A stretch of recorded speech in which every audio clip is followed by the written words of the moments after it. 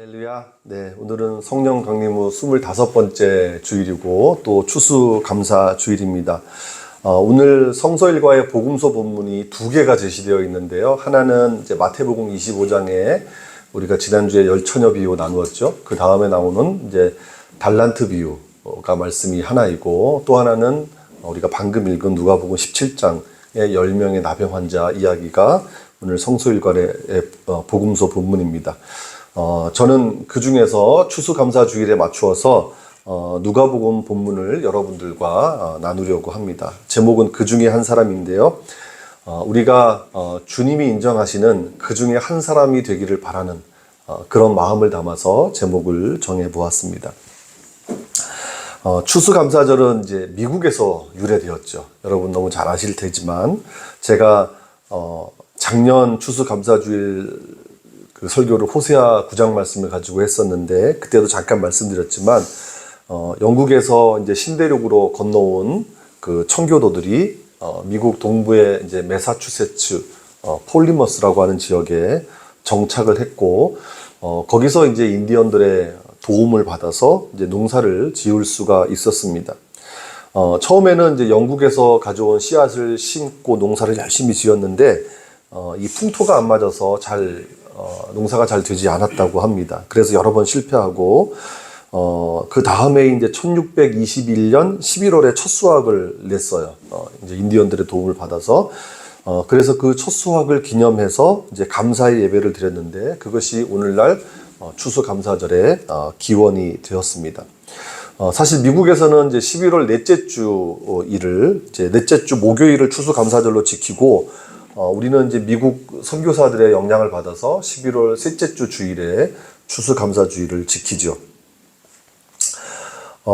그러나 이제 여러분 잘 아시겠지만 이 추수감사절에 대한 이제 비판적인 목소리가 있습니다. 미국의 명절을 왜 굳이 한국 교회에서 지키냐, 이런 이야기죠. 또 어떤 분들은 이제 영국인들이 그 신대륙에 그렇게 정착하는 과정에서 인디언들 학살한 것을 이야기하기도 합니다. 그러나 저는 추수감사절의 유래가 어떻든 간에 추수감사절의 의미가 참 귀하다고 생각합니다. 일부에서는 또 추수감사절의 의미를 찾는다고 성경의 다른 이제 절기들하고 또 연결시키기도 하는데, 이제 엄밀히 말해서 추수감사절은 성경에 기원하는 절기는 물론 아니죠. 그냥 그 의미를 억지로 연결시키는 것인데, 그것 자체를 또 뭐라고 또 비판할 수는 없을 것 같습니다. 어쨌든 우리가 추수감사절을 하나님께 감사하는 절기로 지킨다면 하나님께서 이 절기를, 또 이 예배를 기쁘게 받으실 줄로 믿습니다. 이제 다음 달이면 우리 함께 걷는 교회가 이제 9주년, 설립된 지 9주년이 되는 해인데요. 생각해보면 하나님의 은혜가 없었다면 우리 교회가 여기까지 올 수 없었다고 생각합니다. 특별히 저 개인적으로는 그렇습니다. 이제 우리 교회가 의정부 이제 고산으로 이전하는 과정에서 정말 많은 어려움이 있었지만 또 결국에는 하나님께서 이전할 수 있도록 도와주셨고, 여기까지 하나님께서 인도하신 것이 얼마나 감사한지 모르겠습니다. 그리고 또 이 자리에 함께 하신 여러분들을 만난 것도 참 놀라운 일 아닙니까? 예, 놀라워요. 저는 정말 놀랍다고 생각합니다. 노사연이라는 가수가 우리의 만남은 우연이 아니라고 하잖아요. 진짜 이렇게 만나게 된 게 우연이 아니고 하나님의 뜻이 계셨고 또 섭리와 계획이 있었기 때문에 우리가 함께 만난 줄 믿습니다. 그렇게 생각하면 정말 하나님의 은혜가 크고 감사할 수밖에 없는 것 같습니다.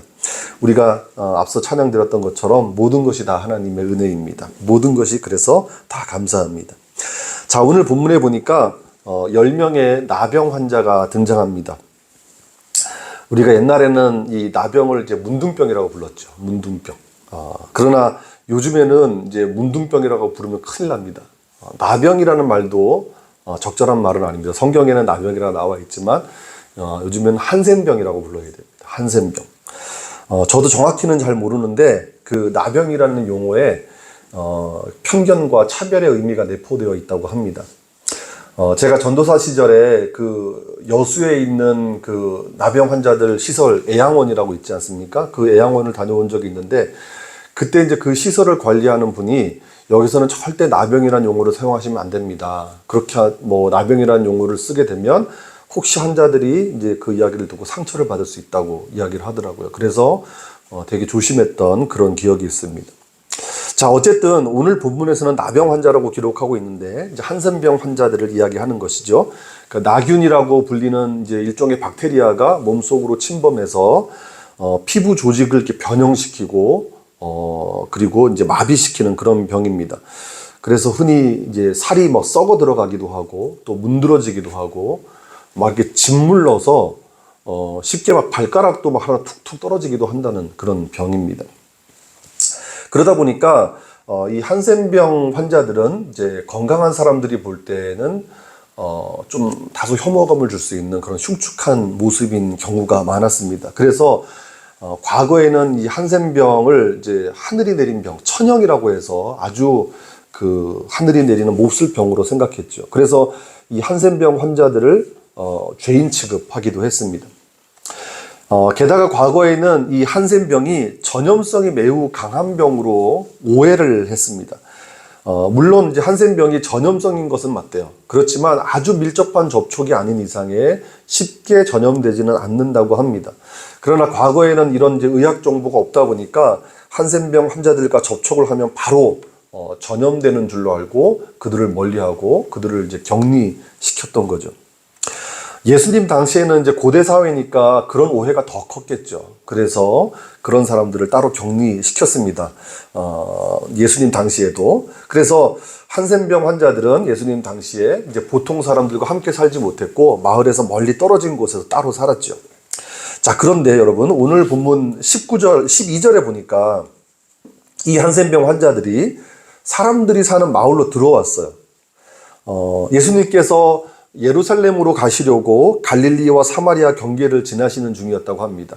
여러분, 그 이스라엘 지도를 보시면 북쪽이 이제 갈릴리 지방이고 가운데가 사마리아 지역이고 그다음에 남쪽이 이제 유대 지방 아닙니까? 그래서 이 갈릴리에서 주로 사역하셨던 예수님이 그 유대 지역 예루살렘으로 가시려면 사마리아 지역을 통과해야만 했어요. 근데 그 경계를 지나시는 중이었는데 이제 어느 마을에서 10명의 나병 환자를 만난 겁니다. 이 얘기는 10명의 나병 환자를 어느 마을에서 만났다는 얘기는 이 나병 환자들이 격리된 자신들의 거주지를 벗어났다는 뜻이죠. 왜 그렇게 그 거주지를 벗어났겠습니까? 그들이 그 마을에 예수님이 오신다는 소식을 듣고 예수님을 만나려고 했던 겁니다. 몹쓸병이라고 여겨졌던 나병에서 고침을 받고 싶었던 거죠. 그래서 소리 높여서 예수님을 부릅니다. 나병 환자로서, 한센병 환자로서 고통받고 있는 자신들의 처지를 불쌍히 여겨달라고 소리쳐서 주님을 부릅니다. 13절 말씀을 보십시오. 소리를 높여 이르되 예수 선생님이여 우리를 불쌍히 여기소서 하거늘. 예수 선생님이여 우리를 불쌍히 여기소서. 정말 힘을 다해 소리치는 겁니다. 이 환자들이 이때 얼마나 간절하고 절실했겠습니까? 여러분, 혹시 이들의 이 간절함과 절실함이 느껴지십니까? 솔직히 우리는 잘 모를 거예요. 우리가 그 처지에 가보지 않았기 때문에 어느 정도 절실한지, 어느 정도 절박한지 잘 모를 겁니다. 우리는 건강하니까 성경 속에 이 한센병 환자들이 겪었을 고통이나 애타는 심정이 어느 정도인지 짐작하기 힘들 겁니다. 한하운이라는 시인이 있습니다. 한하운. 1936년 17 어린 나이에 나병 진단을 받고 1975년에 죽을 때까지 그 남은 삶을 나병 환자로, 한센병 환자로 살았던 시인입니다. 이분이 쓴 나는 문둥이가 아니올시다 라는 시가 있습니다. 그 시에서 시인은 이렇게 노래합니다. 아버지가 문둥이 올시다. 어머니가 문둥이 오시다. 나는 문둥이 새끼 오시다. 그러나 정말은 문둥이가 아니올시다. 문둥이지만 문둥이가 아니라고 시인이 절규하고 있는 거예요. 무슨 얘기겠습니까? 문둥이지만 나는 문둥이가 아니다. 왜 이렇게 시를 썼을까요? 자기가 사람들이 자기를 향해서 문둥이라고 이야기하지만 그래서 나는 문둥이일 수밖에 없지만 나는 그래도 하나의 생명이고 하나의 인간이라는 것을 노래하고 있는 것이죠. 이 하나운이라는 시인의 시를 제가 한 편 더 읽어드리겠습니다. 전라도길, 소록도 가는 길에라고 하는 시인데 이렇게 노래합니다. 가도 가도 붉은 황토길, 숨막히는 더위뿐이더라. 낯선 친구 만나면 우리들 문둥이끼리 반갑다. 천안 삼거리를 지나도 수세미 같은 해는 서산에 남는데 가도 가도 붉은 황토길, 숨막히는 더위 속으로 쩔름거리며 가는 길. 신을 벗으면 버두나무 밑에서 직가다비를 벗으면 발가락이 또 한 개 없다. 앞으로 남은 두 개의 발가락이 잘릴 때까지 가도 가도 천리 먼 전라도길. 이 하나운이라는 시인이 겪었을 고통이 그 시에서 느껴지시죠. 사람들의 그런 안 좋은 시선들을 다 견뎌야 했고 또 자기 몸이 그렇게 아프고 고통스러운 것을 참아야 했습니다. 오늘 본문의 나병 환자들도 이와 같은 심정이지 않았을까 싶습니다. 질병의 고통도 고통이지만 사회적으로 거절당하는 수모를 겪으면서 얼마나 큰 고통을 받았겠습니까? 그래서 예수님의 은혜와 기적이 간절했을 것입니다. 복음서에는 이런 간절한 환자들의 이야기가 참 많습니다. 여러분 잘 아시는 것처럼 지붕을 뚫고 그 친구들이 자기 그 중풍병자의 그 친구들도 그 지붕을 뚫고 가서 그 환자들을 예수님 앞에 내려놓을 때 얼마나 간절했겠습니까? 또 수많은 사람들이 예수님을 둘러싸고 있을 때 예수님이 회당장 야이로의 딸을 고치시기 위해서 가시는 중에 그 수많은 사람들이 인산인해를 이루었는데 어떻게든 예수님의 옷자락이라도 만져보려고 했던 혈루증 앓는 여인도 얼마나 간절했겠습니까? 10명의 나병 환자들도 간절했을 것입니다. 나병에서 낫고 싶었을 때고 그리고 사람 대접받으면서 살고 싶었을 것입니다. 다행히 예수님께서 나병 환자들의 소리를 들으시고 멀리서 고통 중에 소리치는 그들의 모습을 보셨습니다. 14절에 보시고라고 하는 말씀은 예수님께서 그들을 눈으로 보았다는 의미이기도 하지만 예수님께서 그들의 딱한 처지를 헤아리셨다는 의미도 함축되어 있습니다. 그렇다면 예수님께서 그들의 딱한 처지를 헤아리셨다면 어떻게 하시겠습니까? 우리가 복음서의 치유 이야기들을 보면 다 어떻게 전개됩니까? 예수님이 고쳐주시잖아요. 그들의 믿음을 보시고 고쳐주십니다. 은혜를 베풀어 주십니다. 복음서에 소개되는 치유 사건들이 대개 그렇게 전개가 됩니다. 그런데 오늘 본문에서는 예수님의 대응이 다른 치유 사건과는 좀 차이가 있습니다. 곧바로 그들을 치유해 주지 않으시고 뭐라고 말씀하십니까? 제사장들에게 너희 몸을 보이라 말씀하십니다. 사실 예수님께서 이렇게 말씀하시는 이유는 율법의 요구를 밝혀주시는 겁니다. 율법이 어떻게 말씀하고 있는지 그들에게 인식시켜 주시고 그 율법의 요구대로 행하라고 하시는 겁니다. 레위기에 기록된 그 나병의 규례에 따르면 나병이 발병했을 때는 그 몸을 제사장에게 보여야만 했습니다. 진짜 나병인지 아니면 단순한 피부병인지 제사장이 판단해 주는 거예요. 그 시대에는 이런 전문적인 의사가 없었기 때문에 제사장들이 의사의 역할까지 했단 말이에요. 그래서 이게 진짜 나병인지 아니면 단순한 피부병인지 제사장이 보고 판단하는 거예요. 그래서 나병으로 판단이 되면 따로 격리되었던 거죠. 나병에서 나오면 또 제사장이 전문가로서 그 사실을 또 확증해야만 했습니다. 구약시대에는 제사장이 의사의 역할을 하기도 했거든요. 그래서 나병 환자들은 자신의 몸을 보이고 정결 예식을 치렀던 겁니다. 자, 그러면 한번 생각해 보십시오. 오늘 본문의 그 나병 환자들은 나병이 이미 발병한 사람들이에요. 그쵸? 나병을 가지고 있는 사람들입니다. 말하자면 제사장들에게서 나병 진단을 받고 율법에 따라서 부정한 사람으로 취급당해서 따로 격리되어 살던 사람들이에요. 자, 그렇다면 예수님께서 너희 몸을 제사장에게 보이라 말씀하셨을 때 그 의미는 무엇이겠습니까? 무슨 의미로 너희 몸을 제사장에게 보이라 말씀했겠습니까? 나병이 발병해 있다는 것을 보여주라는 의미로 말씀하시는 게 아니죠. 아까 제가 말씀드렸습니다. 구약에서는 그 사람이 나병이 생기면 이게 진짜 나병인지 단순한 피부병인지를 제사장에게 가서 확인을 받아야만 했어요. 그래서 제사장이 나병으로 판단이 되며 따로 격리시켰어요. 만약에 그 나병에서 나으면 다시 제사장에게 가서 몸을 보이는 거예요. 제가 나병이 나았는지 아니면 그 나병이 그대로 있는지 제사장에게 보여주어야 했어요. 제사장이 그것을 보고 나병이 나았다 생각되면 격리를 해제시키는 거예요. 근데 예수님께서 지금 나병이 발병된 누가 봐도 나병을 가지고 있는 그 환자들에게 제사장에게 몸을 보이라 이렇게 말씀하셨다는 것은 무슨 의미겠습니까? 나병을 가지고 있는 것을 보여주라는 게 아니에요. 나병을 이미 가지고 있기 때문에 따로 격리되어 살던 사람들이기 때문에 나병에서 나은 것을 보여주라는 말씀이에요. 그래서 너희들이 정결하다는 것을 제사장에게 확증받으라는 이야기예요. 그런데 보십시오. 이 10명의 나병 환자들은 예수님의 그 말씀을 들었을 때 나병이 낫지 않은 상태였어요.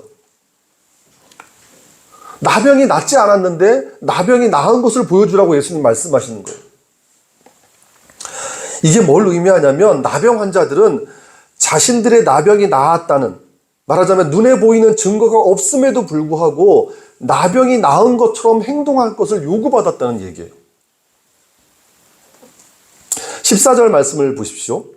그들이 가다가 깨끗함을 받았다고 분명히 말씀하지 않습니까? 10명의 나병 환자들은 제사장에게 가는 도중에 치유를 경험한 거예요. 예수님께서 낫게 해주신 것이 아니라 너희 몸을 보이라 말씀하셨고 그렇게 그 말씀에 순종해서 가는 중에 치유를 경험한 거예요. 그들이 가다가 깨끗함을 받았다는 말씀은 나병 환자들이 예수님이 베푸실 치유의 은혜를 믿었다는 얘기예요. 또 그 믿음으로 예수님의 말씀에 순종했다는 얘기예요. 그러니까 갔던 거죠.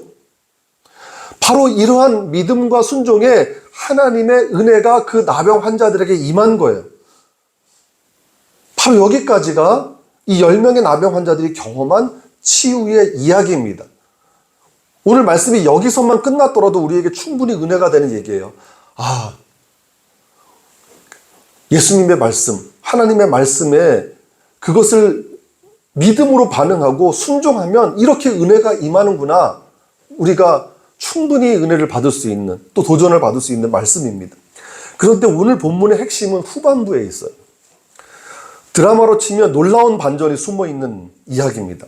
10명의 나병 환자 중에 그렇게 은혜를 경험했는데, 치유를 경험했는데 단 한 사람만이 예수님께로 돌아와서 예수님의 발 아래에 엎드린 채 감사를 고백했다는 거예요. 더구나 그 사람이 어떤 사람이었다고 말씀합니까? 사마리아 사람이라고 성경은 말씀합니다. 17절 말씀을 보니까 예수님께서 그렇게 돌아온 사마리아 사람을 향해서 뭐라고 말씀하셔요? 그 9은 어디 있느냐? 물으십니다. 10사람이 다 깨끗함을 받았는데 왜 한 사람만 찾아왔냐는 책망입니다. 더구나 예수님을 찾아온 사람은 유대인들이 이방인 취급하는 사마리아 사람이었다는 거예요. 이 사마리아 사람을 통해서 은혜를 받고도 감사할 줄 모르는 이스라엘 사람들을 고발하고 있는 거예요. 이스라엘 사람들의 강팍함과 사마리아 사람의 이런 믿음 있는 모습이 극명하게 지금 대비되고 있는 것이죠. 생각해 보십시오. 제가 앞서 말씀드린 것처럼 10명의 나병 환자들이 어떤 처지였습니까? 그들이 어떤 처지에 있었습니까? 질병의 고통은 물론이고 종교적으로 부정한 사람 취급당하고 살았습니다. 사회적으로 멸시받고 살았습니다. 거절당하면서 살아갔습니다. 그들의 삶이 얼마나 곤고하고 비참한 삶이었는지 우리가 충분히 짐작할 수 있는 사실 아닙니까? 얼마나 힘겹고 얼마나 고통스러운 삶을 살았겠습니까? 오죽하면 사람들이 하늘이 내린 벌이라고 했겠습니까? 그런데 그런 천연 같은 나병에서 건짐을 받고서도 그 은혜를 망각하고 감사하지 않았다는 사람이 9명이나 있었다는 거예요. 제가 앞서 말씀드린 것처럼 사실 그 9은 어디 있느냐 하시는 말씀은 당시 이스라엘 사회를 꼬집는 말씀이기도 해요. 하나님의 은혜를 그렇게 누렸으면서도 하나님께 감사할 줄 모르는 이스라엘 사람들. 그들의 모습을 고발하고 있는 겁니다. 사도 바울은 로마서 1장 21절에서 하나님을 알되 하나님을 영화롭게도 아니하며 감사하지도 아니하는 사람들이 있다고 말씀합니다. 하나님을 안대요. 하나님을 아는데 하나님을 영화롭게 하지 않고 하나님께 감사하지 못하는 사람들이 있다는 거예요. 오히려 허망한 생각에 사로잡혀 있고 미련한 마음에 어두워져 있는 그런 사람들이 있다고 경고합니다. 허망하고 미련한 것들의 마음을 빼앗겨서 하나님을 믿기는 하는데, 하나님을 알기는 아는데 하나님의 은혜를 잊어버리고 하나님께 감사하지 못하는 사람들이 있다는 말씀이죠. 여러분, 우리는 어떻습니까? 혹시 우리가 그 9명은 아닙니까? 하나님의 자녀로 살면서 날마다 하나님의 은혜를 누리고 살면서 하나님께 감사하지 못하는 것은 아닌지 이 시간 우리가 돌아보았으면 좋겠습니다. 20세기 가장 위대한 신학자로 평가받는 칼 바르트라고 하는 신학자가 이렇게 말했습니다. 하나님이 우리 삶 가운데 행하시는 일은 각 사람을 새로운 피조물로 만드는 것이고 이 새로운 피조물이 하는 일은 감사를 드리는 것이다. 이렇게 말했습니다.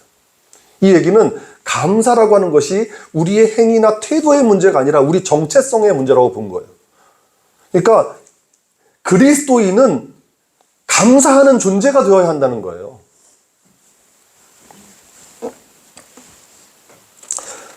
그래서 이것을 거꾸로 얘기하면 감사가 없는 삶은 그리스도 안에서 아직 새로운 피조물이 되지 못했다는 뜻이기도 합니다. 자, 그런데 오늘 말씀에서 더욱 놀라운 것은 하나님께 감사하는 것이 곧 하나님께 영광을 돌리는 일이 된다는 사실입니다. 18절을 보십시오.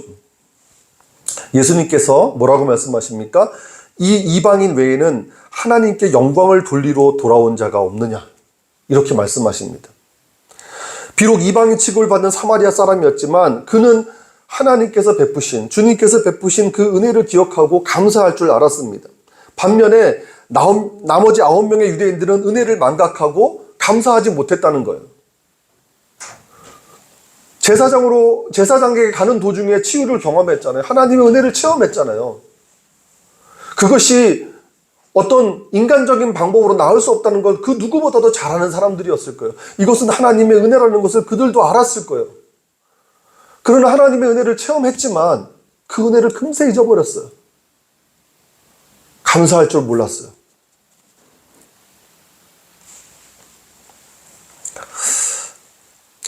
우리가 나머지 9이 되어야 하겠습니까? 아니면 그 중에 한 사람이 되어야 하겠습니까? 주님은 우리가 나머지 9이 아니라 그 중에 한 사람이 되기를 원하십니다. 여러분, 우리가 하나님께 감사한다는 것은 하나님의 은혜를 기억한다는 것입니다. 그리고 그것이 우리 예배의 중심이기도 합니다.